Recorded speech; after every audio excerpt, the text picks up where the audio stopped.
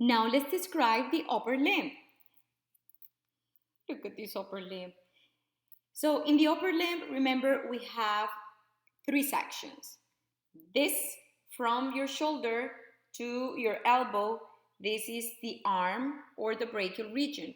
We have only one bone, which is the humerus.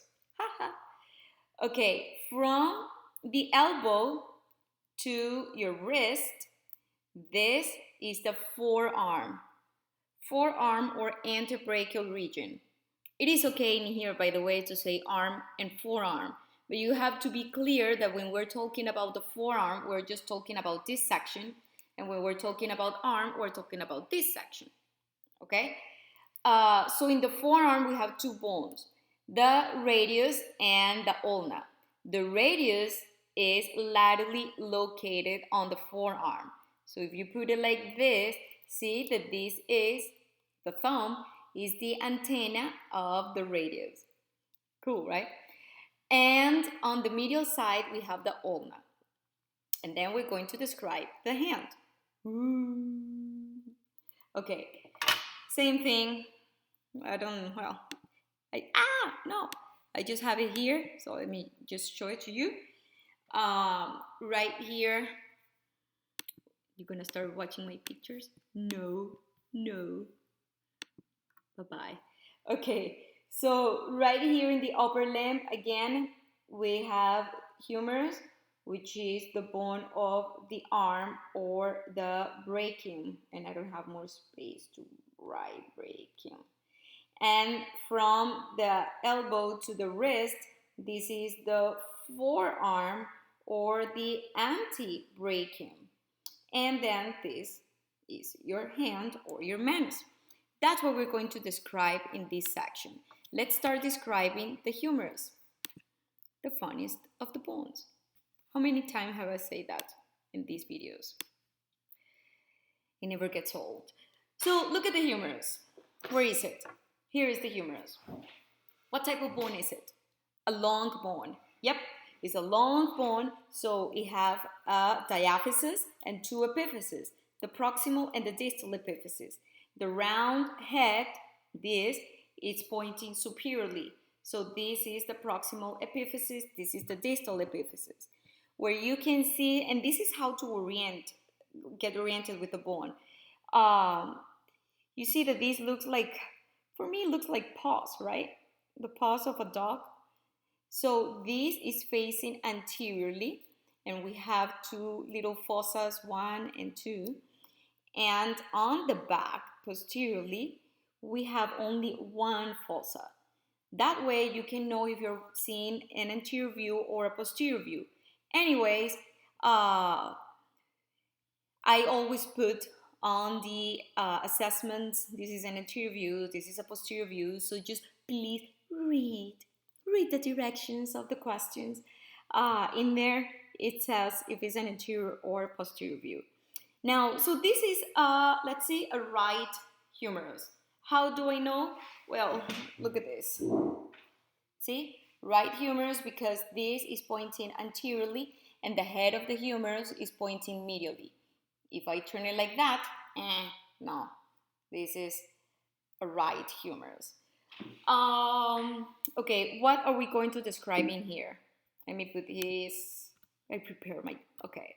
So the round surface is just called the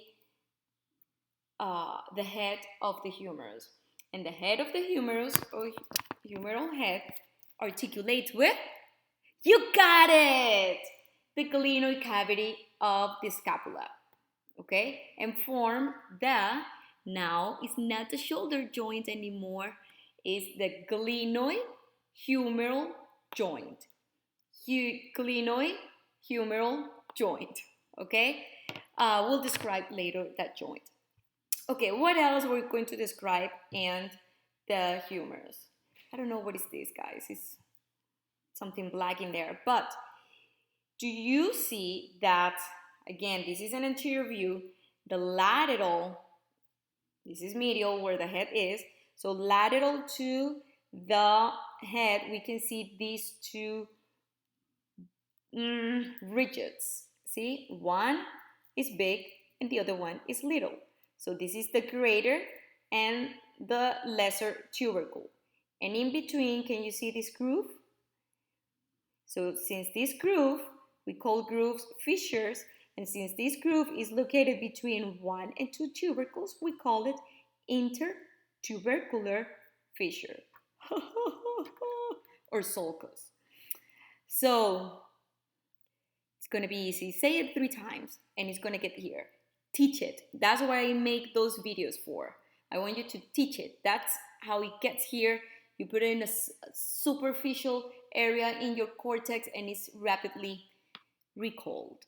So looking here in the anterior view and in the posterior view, we can see the greater tubercle, which you can, by the way, touch it right here. See? Touch it. Cool, right? That's the greater tubercle of the humerus, and it's lateral.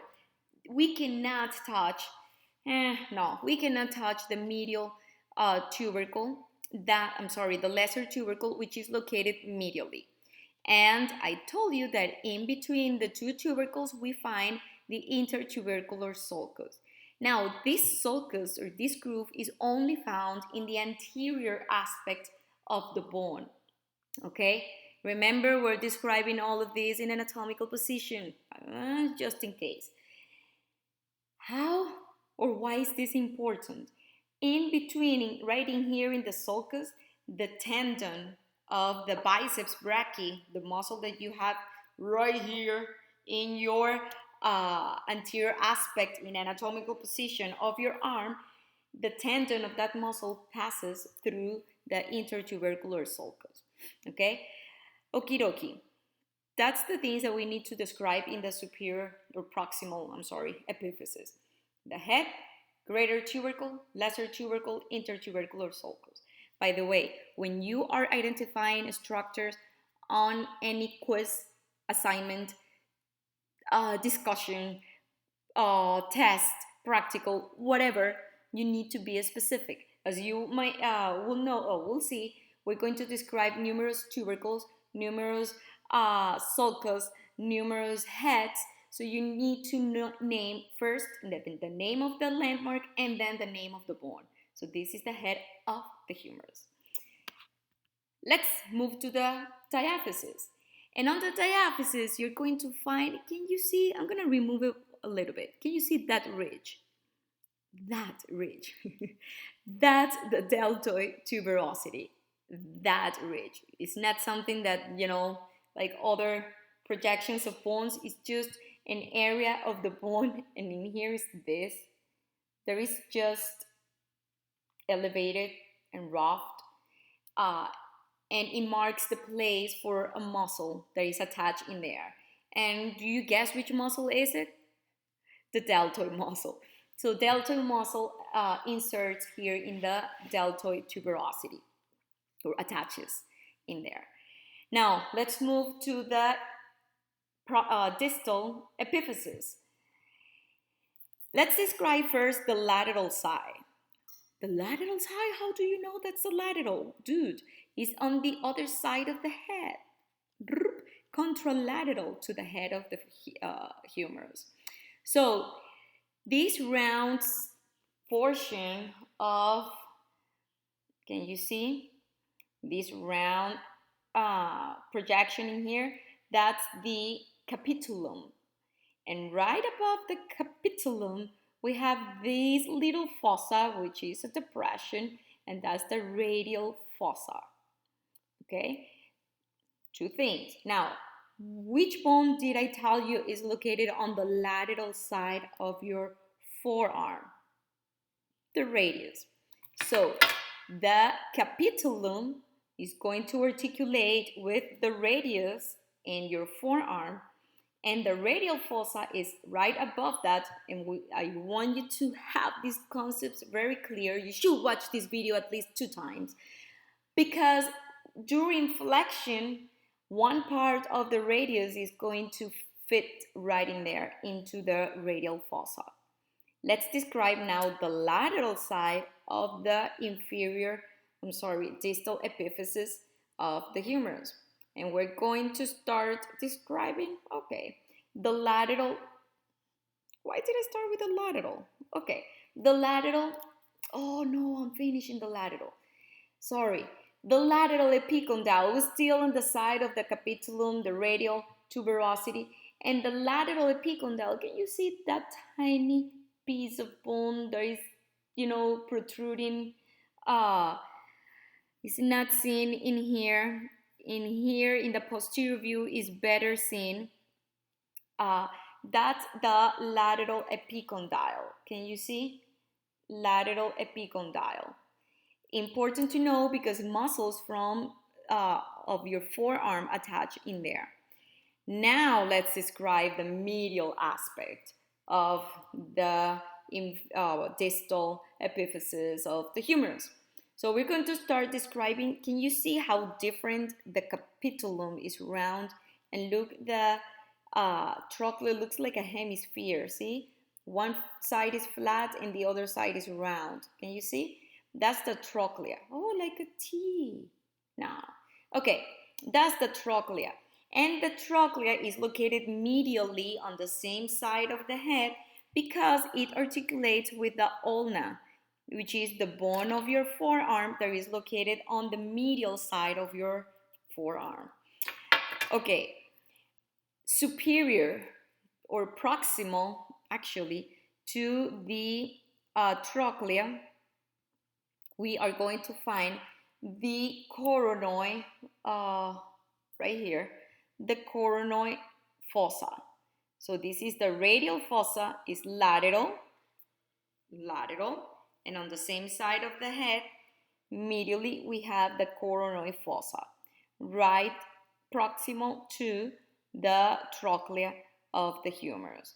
So all of these portions are going to take important part in the elbow articulation. So I really want you to master this part, okay? Now, medially, we have the medial epicondyle. That you can touch it, touching your elbow. Touch it right there. That's, well, in here I have a little bit of fat, but in here, this is the medial epicondyle. Again, an important place where the muscles on the anterior aspect of your forearm originate at. Okay, let's see in the posterior aspect. I told you that we have, and we're still on the distal epiphysis, we have one fossa. In the anterior, we have the radial and coronoid. In the posterior, we have only one, which is the olecranon fossa, that also form part of the elbow joint. And that's it. Let me show you really fast. Can I?